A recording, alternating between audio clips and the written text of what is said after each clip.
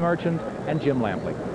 All right, thank you very much, Nick Charles, and welcome to this more than your money's worth evening of boxing, climaxing later on in the evening with the main event between De La Hoya and Miguel Angel Gonzalez. Working with me, as always, TVKO fight analyst Larry Merchant. And Larry, got a long way to go to get to De La Hoya Gonzalez, but as you look toward that fight, it's interesting to note that not too many days ago, Oscar De La Hoya was a 10 or even 11-1 betting favorite in the bookmaking parlors here over Gonzalez. Those odds have dropped in the last few days, now all the way down to 5-1. What's happening? In Wall Street, they would call it a bear market, Jim. This is not the time you want to invest in favorites. Just look at what's happened in the last couple of months. Tyson and Holyfield, Hill and Menke, Jones and Barrera, Zaragoza and McCullough, Realu and Randall, Griffin and Tony. In every one of those fights, the underdog won. And I'm not even counting Galata and Bo, when Galata first upset Bo and then upset himself. The important thing tonight is that Gonzalez can fight. And perhaps the unfortunate thing, Jim, is that if De La Hoya beats him, he won't get the measure of credit he deserves, at whatever odds it is. Because you believe, and you'll make this case a little later on, that Gonzalez may be the toughest opponent so far in Oscar's career. The case has been made, and it can be made easily. All right, well, we'll hear that later on. Meanwhile, it's doubly fascinating in light of that Bob Arum and Oscar De La Hoya show so much confidence in the fighter that they have already begun to beat the drums for the next big De La Hoya event, a prospective battle at the welterweight level with Pernell Whitaker this coming April. Turn to our expert commentator, heavyweight king George Foreman. And George, what does it say about Arum and De La Hoya that they're willing to start promoting the Whitaker fight even before they deal with Gonzalez? And are they laying a trap for themselves by doing that? Well, ordinarily I'd say yes, but with Oscar De La Hoya, he's probably the most dedicated fighter I've seen in the last 25 years. This guy never talks about, I'm going to be a great martial artist, I'm going to try this, that, and the other. He's always talking about improving himself as a boxer. This guy, you just can't bet against. I believe some good things are going to happen because of it. All right, so we'll see how Oscar's focus weathers the job of promoting another fight even while he deals with this one later on in the evening. First, let's start out in the welterweight class where that man, Reynard Ramirez from Texas, is going to fight against young Puerto Rican prospect Daniel Santos. And on a pay-per-view card, when you see a record of 2 wins, 2 losses, and 1 draw, you know that the other guy is the star of the show. So there's a look at Ramirez. These fighters' records are being brought to you by The Ring, the Bible of boxing. There's the man who's being showcased in this first bout of the evening, Daniel Santos, Olympic bronze medalist from Puerto Rico, Puerto Rican Athlete of the Year in 1996, ahead of Juan Gonzalez of the Texas Rangers, who only won the MVP in the American League. And Santos has aroused a lot of excitement with his punching power and indeed his frame, which will remind you a little bit of a young Tommy Hearns, because look at this as we show you the tail of the tape, and you see that Santos in the welterweight class, weighing in at 144.5, is 6 feet tall. Ramirez himself, an exceptionally tall welterweight at 5'10.5. Santos with the height and reach advantage. Rules of the bout with our unofficial ringside scorer, Harold Letterman. The Daniel Santos-Ray Ramirez fight is scheduled for 4 rounds. There is no standing 8 count. The 3 knockdown rule is in effect. Only the referee can stop the fight, and you can be saved by the bell in the 4th and final round only. Jim. It's a big night in Vegas, Harold, as is evidenced by the return as ring announcer of Michael Buffer. Ladies and gentlemen, good evening and welcome to Las Vegas, Nevada, by way of Caesar's Palace, the site where legends are made. Tonight, Bob Arum's Top Rank Incorporated, along with your undisputed, undefeated king of beers, Budweiser, this Bud's for you, present an evening of professional boxing for your entertainment. All the bouts tonight are sanctioned by the Nevada State Athletic Commission. Chairman Dr. Elias Ghanem, Commissioners Nat Carasali, Lorenzo Fertitta, Luther Mack, and Dr. James Nave. Executive Director is Mark Ratner. Our physicians in attendance at ringside: lead physician Dr. Flip Homansky, attending physicians Dr. Robert Boy, Dr. William Berliner, and Dr. Margaret Goodman. The timekeepers are Al Bisick and James Cavan. The 3 judges for the first bout will be Al Lefkowitz, Dalby Shirley, and Glenn Trowbridge. And when the bell rings, the man in charge of the action for this bout is Jay Nady, your referee. And now, ladies and gentlemen, we go to the welterweight division. This bout scheduled for 4 rounds. Introducing first, fighting out of the blue corner, wearing blue trimmed with white and weighing 146 pounds. From Alice, Texas, he brings a professional record of 2 victories with 2 defeats and 1 draw. Ladies and gentlemen, he is Ray the Tiger Ramirez. And his opponent across the ring, fighting out of the red corner, wearing black trimmed with gold and weighing 144 1/2 pounds. In 1996, he captured a bronze medal in the Olympics for his native Puerto Rico. His record now as a professional, undefeated, 4-0, all 4 by knockout victory. Ladies and gentlemen, from Bayamon, Puerto Rico, presenting Daniel Santos. 6 rounds, Michael.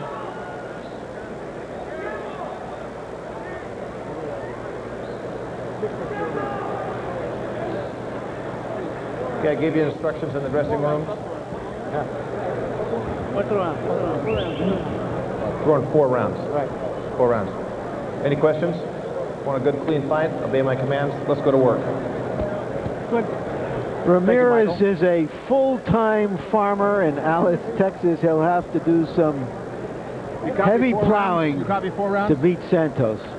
Maybe the nicest young man ever to come to a fighter meeting with our staff. He spent the entire 30 minutes with us saying, yes, sir, no, sir, thank you, sir.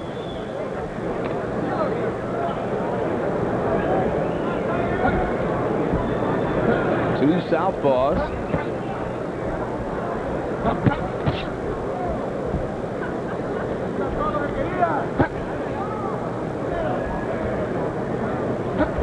Santos' punching power has produced 3 first-round knockouts and a second-round KO in his 4 professional fights up to this point. You can see there his ability to counter inside with the left hand.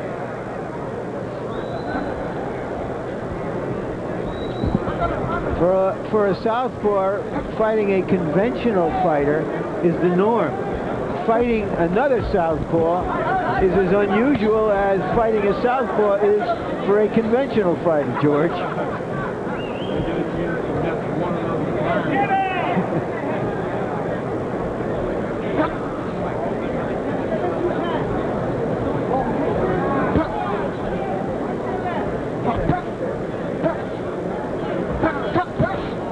So it's Daniel Santos in the black trunks, Ronaldo Ramirez in the blue. First round of a scheduled 4. A couple of young welterweight prospects as we begin this TVKO pay-per-view card. And Santos begins to fire his jab through the middle of Ramirez's guard. And George Foreman, we've got your microphone open now. Back to Larry's point about 2 southpaws facing each other. Yeah, it's a horrible thing. They're accustomed to making the conventional fighters, making their lives miserable. Now they get a chance to make one another's lives miserable.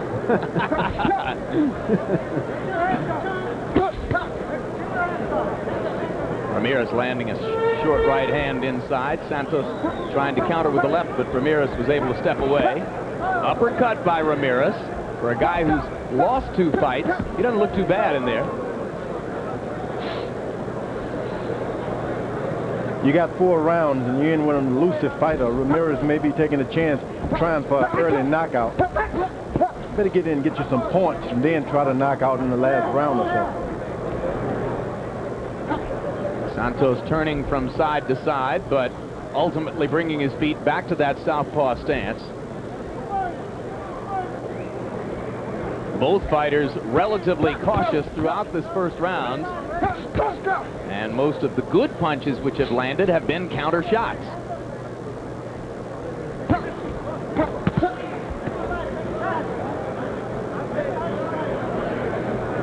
Santos used to easy mismatches so far in his professional career, but this first round, no mismatch. Ramirez has been the better of the jab than the hook. And as we go to a Spanish-speaking corner, such as that of Daniel Santos, our interpreter from the West Coast is Ray Torres. One man only. Okay, you're waiting too long.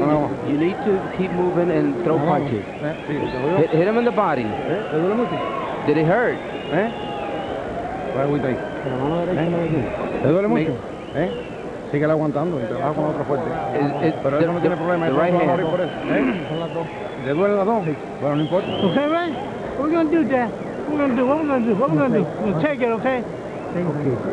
Move to your left. Move to your left. Get away from his power. Move to your left, okay? And you go back to that body, get to the head. Hard, okay? Ese va cansando. Viene. ¿Cómo es? Que no dejes que te pegue mucho. Oye, síguelo trabajando así de lado, oíste. Bien para el lado. You can already see that Santos is a well-schooled fighter from a country, Commonwealth, that has produced a lot of fighters. He's got explosion. He's from the same town in Puerto Rico that produced Hector Camacho. Bayamon, Puerto Rico. And when we moved across the ring to go to Ray Ramirez's corner, our interpreter, Ray Torres, tells us that Santos then told his cornermen that both his right hand and his left hand were hurting. So what happens to a young fighter, George, when he fears that he might have hurt his hands? Well, the thing is, he's not dependent upon punching power anyway. Santos is trying to land a lot of shots. You just continue to just touch him, keep a head on points, of which seems to me he's won the first round. Santos circling to his right, now to his left. You think that a young professional fighter who's had a distinguished amateur career has some problems getting used to the smaller gloves, George? No doubt about it. You get into the pro ranks, and those gloves are unfamiliar. They say, oh, it's going to be the same, but you're accustomed to the bigger gloves, and your hand, they just get out of whack with those small gloves. It took me years to get used to it. Seeing a fair number of young fighters on this card tonight who are recent entrants into professional boxing. A little bit later on, you'll see 19-year-old Floyd Mayweather, who told us yesterday, I can't believe how easy it is to fight without headgear on. I can see him there. Ramirez is really getting himself out-jabbed in this boxing match, depending upon his punching power.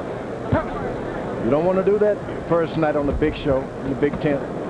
Well, he's just looking to land something heavy and try to change this fight with one punch, because I don't think he thinks he can compete with his reflexes and his quickness. Saw the nice combination, three-punch combination by Santos. Santos working mostly behind the jab, and once again he turns his feet to look for an advantage and then comes immediately back to his normal stance.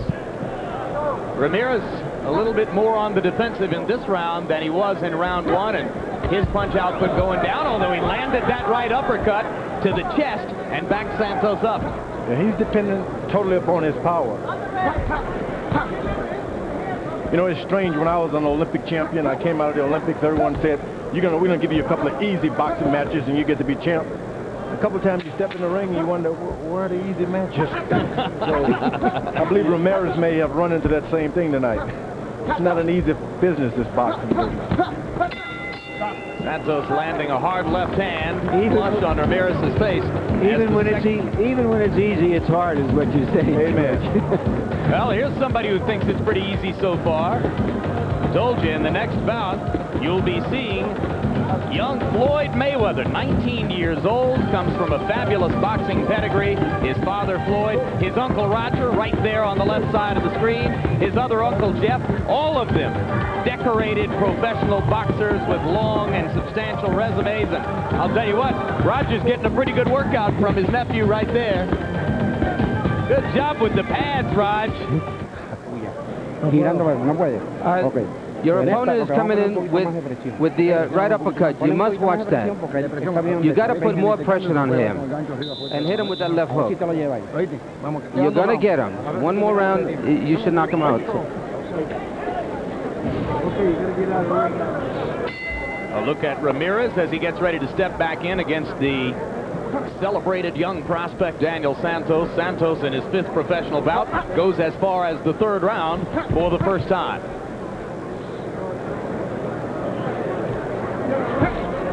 And in that particular break between rounds, Santos said nothing to the men in his corner about his hands. So maybe they aren't hurting him anymore. He's certainly firing the right jab without holding it back. And that's the problem with Ramirez. He hasn't landed one good jab tonight. You got to get a jab in if you want a straight left hand to come in. He hasn't landed one. Now, the first right jab for Ray Ramirez. Ramirez. And then he was able to produce some more combinations. Harold, I'm sorry, Larry, go ahead. Harold Letterman, how do you have it after a couple of rounds? Well, so far it's pretty decisive. 20-18, 2 rounds to nothing. Daniel Santos. Hey, did you see that, you know, from the 2nd round on? He's hardly thrown a left hand. His hands must really hurt him. At least the left hand does. He's winning it with right jabs and right hooks. Whoa. A good right hook by Santos, and his eyes were wide open as if he could have thrown in a straight left, too. But he's holding back that straight left, just as Harold said. So at least on the surface, it would appear that maybe the left hand is hurting him. See how he goes jab, then hook, jab, then hook. Now he kind of slaps with the left hand. Now, Santos may be making a mistake now. Open it up. You don't open up with a guy who has 4-0 and knockouts, too. Ramirez.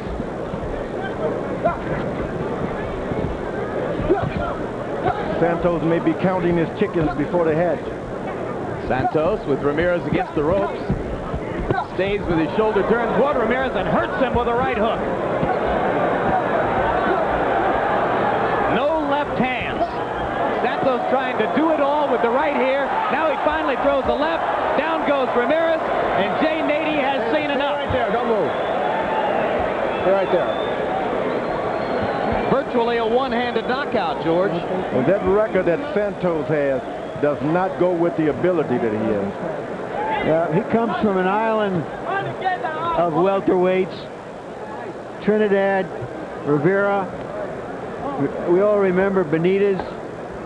And he looks like he can be in that league if he hangs in there. So 5th straight win early in a career for Daniel Santos. Another early knockout, this time in the 3rd round, to go with his 3 earlier 1st-round knockouts and a 2nd-round KO. And Ramirez was brave, but Santos showed you his great technical capability there, as while holding the left hand back, he was able to hurt his man and take him out with jabs and hooks. All right, that right hook was the beginning of the end for Santos. And what's impressive here, George, is how he takes his time, picks his punches. It's all over. He's a very sophisticated young fighter. Oh, and he was in with a powerful puncher. Took his time. So Daniel Santos with another victory, and Ray Ramirez gets a little bit of an education in his 6th professional fight. His record falls to 2-3-1, and as Larry told you, he works 8 hours a day on a farm in Alice, Texas. He'll be back doing that this coming week. Quick look at punch stat numbers for the 2.5 rounds of Santos Ramirez, total punches. And you can see that Santos threw 98 more punches than the opponent, Ramirez, and landed 79 more. And these statistics are pretty lopsided, as you might expect to be the case. And Daniel Santos, a 6-foot, left-handed welterweight with power, that's a nightmare for a lot of potential opponents down the road in the welterweight division. Looks like he's had over 20 boxing matches.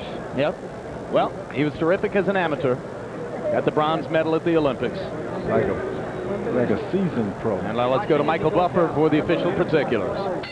Ladies and gentlemen, the end comes at 2 minutes and 5 seconds of round number 3. The winner by TKO victory, his record now 5-0. 5 KOs to his credit, from Bayamon, Puerto Rico, Daniel Santos.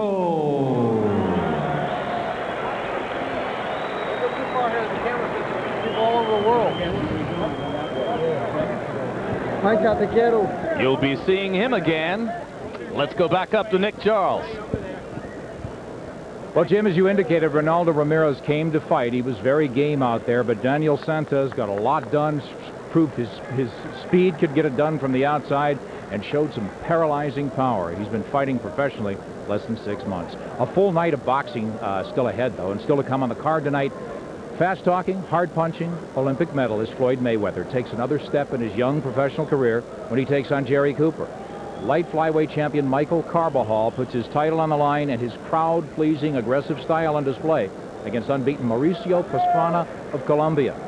The man called Butterbean, king of the 4-rounders, is back tonight to fight unbeaten Kurt Allen of Louisville, Kentucky. Then the guy with the come-and-get-you style, junior welterweight champion Kostya Tszyu, collides with former champion former Latin American champion Leonardo Mas. Then the main event, when super lightweight champion Oscar De La Hoya, coming off a stunning